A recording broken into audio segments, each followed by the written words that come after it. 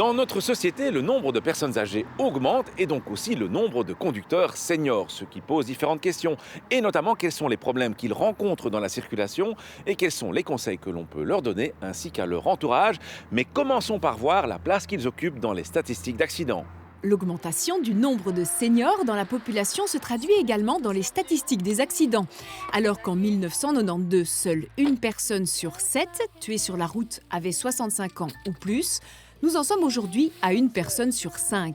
Mais c'est d'abord en tant qu'usagers faibles que cela se marque, puisque les seniors représentent une grande part des piétons et des cyclistes victimes d'un accident de la route. Une personne âgée, un piéton est en danger. Quand il veut traverser la route, il va souvent pas jusqu'au passage pour piétons parce qu'il a une arthrose qui l'handicape, qui provoque des douleurs.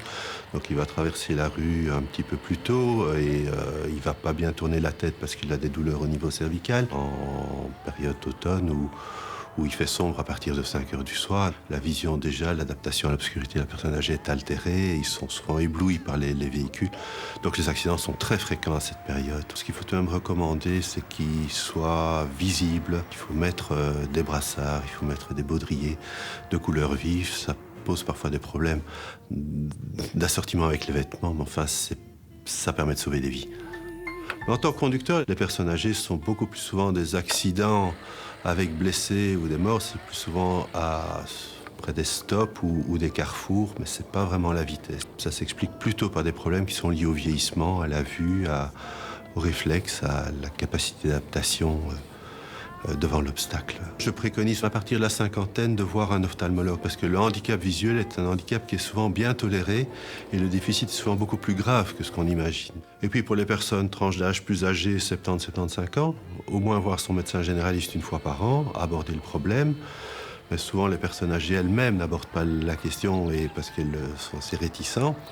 Mais ça peut se faire par l'intermédiaire de l'entourage familial qui peut interpeller le médecin traitant, ou souvent les petits-enfants peuvent également être d'une aide précieuse pour sensibiliser la personne âgée au risque qu'elle prend quand elle conduit. Conscients de leurs difficultés, les conducteurs seniors adaptent souvent d'eux-mêmes leur conduite. L'important, c'est d'éviter l'utilisation de la voiture au moment des heures de pointe, en ville en particulier. Le temps de pluie, on adapte sa conduite. On roule beaucoup plus lentement, on est beaucoup plus prudent. Je roule nettement moins vite. J'ai même peur de gêner les gens, quelquefois, de rouler trop doucement. Mais il y a de temps en temps quelqu'un qui klaxonne, que vous n'allez pas vite assez, quoi. En ce qui concerne les conseils qu'on peut donner aux automobilistes vis-à-vis des personnes âgées, ce sont des conseils de bon sens. Il faut partager la route et on peut tout de même se demander si la qualité d'un automobiliste ne se mesure pas à la façon dont il partage la route avec les usagers les plus faibles.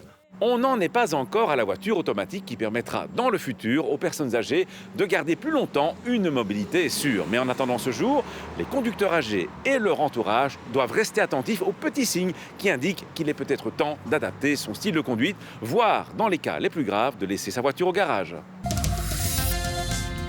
Comment bien régler ces rétroviseurs latéraux ? Pour limiter l'angle mort, il faut faire en sorte de ne voir qu'un fin filet de votre carrosserie.